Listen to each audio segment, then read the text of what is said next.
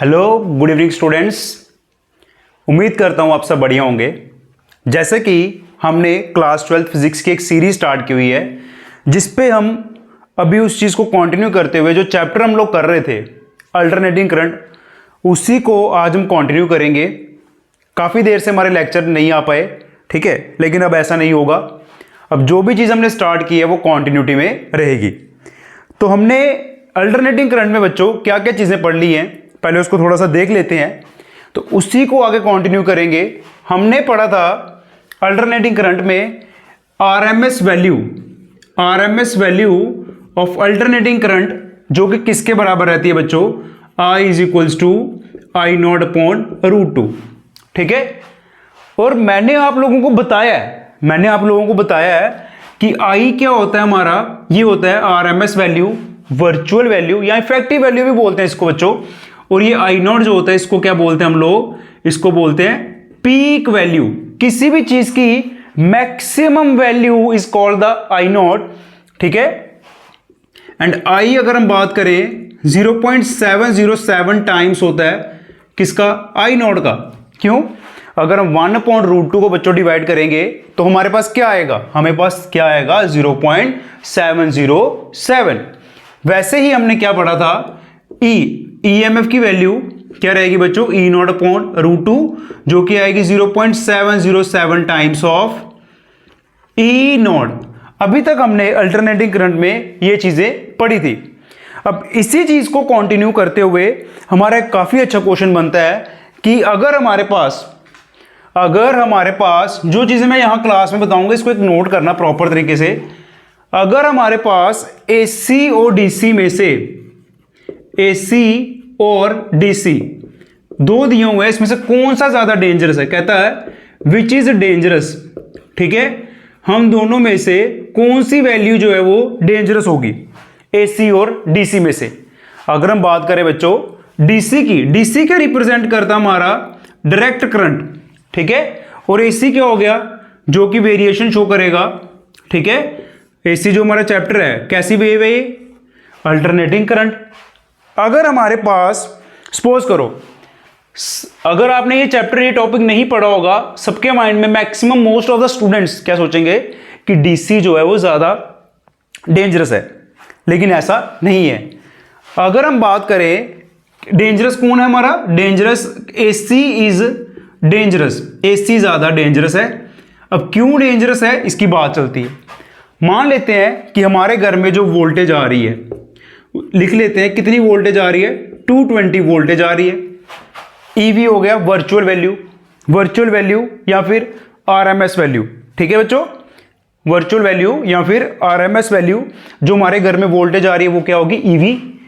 220 voltage EV जो आ रही है, एसी 220 वोल्टेज जो आ रही है, इसकी जो मैक्सिमम वैल्यू है बच्चों क्या होगी, इसका रिलेशन अभी मैंने बताया आपको, ई नॉट अपॉन √2। अगर इसको करोगे क्या बनेगा, √2 इंटू ईवी। और ये बच्चों हमारे पास क्या रिजल्ट बनेगा, इसको करके 311 वोल्ट। कहता है कि जो 220 वोल्टेज की हमारे पास एसी आई, उसकी पीक वैल्यू मतलब उसकी जो मैक्सिमम वैल्यू यहां पर अगर हम देखें, मैक्सिमम वैल्यू 311 वोल्ट बन रही है।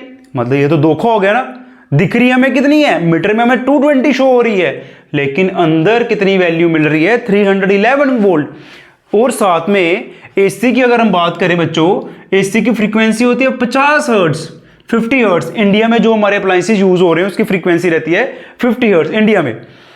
तो दैट मीन्स एक सेकंड के अंदर ये 50 साइकिल बना रहे हैं, ये 50 साइकिल बना रहे हैं। और एक साइकिल में कितना टाइम लग रहा है, 1/100, मतलब 0.01 सेकंड के अंदर ये अपना क्या कर रहा है, पोलैरिटी चेंज कर रहा है।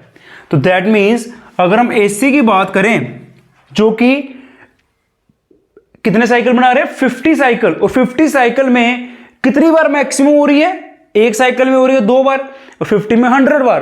तो दैट मीन्स 100 बार टाइम्स वो कितनी वोल्टेज बन रही है बच्चों, 311 वोल्ट बन रही है, ठीक है। लेकिन जो बच्चों हमारे घर में 220 वोल्टेज की डीसी आएगी, डीसी डायरेक्ट करंट जो आएगी वो 220 ही रहेगी।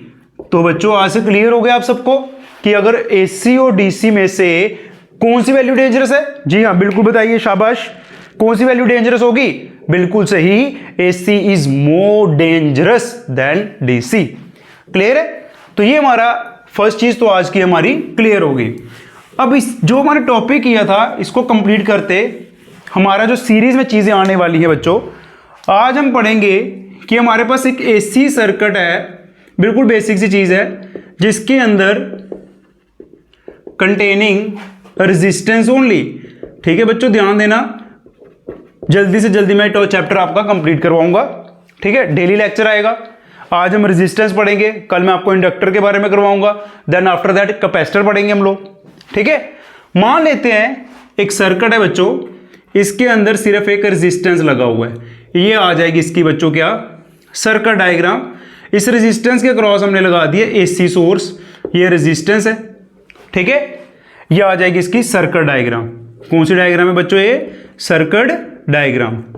ठीक है, इसके आगे दो डायग्राम्स और बनाएंगे। मान लेते हैं कि ये जो इसके क्रॉस जो सोर्स ऑफ ईएमएफ है वो कितने हैं? ई नॉट साइन ओमेगा टी। इसको मान लेते हैं इक्वेशन नंबर फर्स्ट। जो हमने रेजिस्टेंस के क्रॉस ईएमएफ लगाया बच्चों, रेजिस्टेंस के क्रॉस ईएमएफ लगाया क्या है? E equals to E not sine omega t. देखो, कोई चीज अगर अच्छी लगेगी इसको लाइक करना वीडियो को। ठीक है, और कोई चीज डाउट आ रहा है, अगर आप चाहते हो कि कोई और चैप्टर स्टार्ट करवाना चाहता हूं मैं इसके बाद, एसी के बाद, तो मुझे बताओ, मैं वही चैप्टर करवाऊंगा, बेसिक से करवाऊंगा। और मोस्ट इंपॉर्टेंट हमारा इसके बाद जो चैप्टर रहता है बच्चों, वो क्या है? ऑप्टिक्स। काफी वेटेज है इसकी। तो ईएमएफ अगर हमें पता है तो करंट किसके आएगी? ओम्स लॉ के according I is equals to E upon R. I equals to E upon R, यहां पर सब्स्टिट्यूट करेंगे वैल्यू बच्चों, क्या बनेगा? Sine upon R. ठीक है, maximum voltage upon resistance is called current, and maximum voltage upon resistance is called current, which is called the maximum value of the current, that is I equals to I not sine omega t. Then जो इसमें question पूछा जाता है बच्चों कि what is the relation between E and I। ठीक है, अगर हम दोनों को देखें, both the function depend upon the sign। ठीक है, both I and E depend upon sign and angle here is omega t and angle here also is omega t, that means they both are in same phase, that means both are in same phase में है, मतलब जितना angle वो बना रहा है वही angle current बना रहा है। और we can say that the phase difference, यही इस पैटर्न में भी क्वेश्चन पूछा जा सकता है, what is the phase difference between voltage and current when AC is applied across a circuit containing resistance only. The phase difference between voltage and current is 0 degree. Is it clear? उम्मीद करता हूं आप सबको ये clear होगा। The phase difference here is 0 degree, और we can say that both are in same phase. Then what we have to do? We have to draw the phasor diagram. What is phasor diagram? बच्चों, phasor diagram क्या है? जहां पर हम voltage और current को represent करते हैं वेक्टर फॉर्म में। दोनों का एंगल देखिए सेम है, तो अगर हम इसको रिप्रेजेंट करेंगे एक सिंगल एरो से यहां पर, ठीक है बच्चों, दोनों ने एंगल कितना बनाया हुआ यहां पे? Omega t. और यहां से लेके यहां तक जो वैल्यू रहने वाली है इसको लिख लेंगे हम लोग बच्चों, क्या यहां पर आ जाएगा I और यहां पर क्या आ जाएगा E, और ये वैल्यू आएगी I is equal to I not sine omega t, और यहां पर जो दूसरी वैल्यू हम लिखेंगे वो क्या आएगी बच्चों? E is equal to E not sine omega t. This diagram is called phasor diagram. Is it clear? उम्मीद करता हूं आप सबको ये चीजें क्लियर होंगी। ठीक है बच्चों, इसी चीज को कंटिन्यू करते हुए हमसे एक चीज और पूछी जाती है, what is the wave diagram? Wave diagram क्या होगी? देखिए, as both the function EMF and the current both depend upon sine sine wave, and as we know sine wave E as complete line, complete line, ये जो हमारी complete curve है ये E को represent कर रही है और डॉटेड वाली को मान लेते हैं ये I को रिप्रेजेंट कर रही है। And as we know the value of E की वैल्यू हमेशा ज्यादा होती है I से, बिकॉज अगर हम वोल्टेज की बात करें 220 volt, 240 volt, 210 volt and current is in 6 ampere, 16 ampere, max to max 32 ampere, but voltage हमारी मैक्सिमम रहती है इसलिए हम इसको ऊपर रखेंगे और जो करंट है उसको इसके नीचे बनाएंगे, but both start from the same point because here phase difference is 0 and both are in same phase. This represent the wave diagram. I hope is it clear? ये सबको क्लियर होगा, ठीक है। अब इसी चीज को देखते हुए बच्चों एक चीज और पूछी जाती है, what is the relation between resistance and frequency. यहां पर अगर हम देखें क्या बच्चों रेजिस्टेंस फ्रीक्वेंसी पे डिपेंड कर रहा है? बिल्कुल नहीं करता, रेजिस्टेंस फ्रीक्वेंसी पे डिपेंड नहीं करता। तो इसका जो ग्राफ बनेगा बच्चों वो कैसा बनेगा? स्ट्रेट लाइन बनेगा। अगर फ्रीक्वेंसी बढ़ भी रही है तो रेजिस्टेंस की जो वैल्यू है वो वही रहेगी, वो चेंज नहीं होगी। क्लियर है?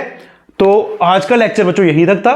आज हमने स्टार्ट किया है सर्किट में रेजिस्टेंस ओनली।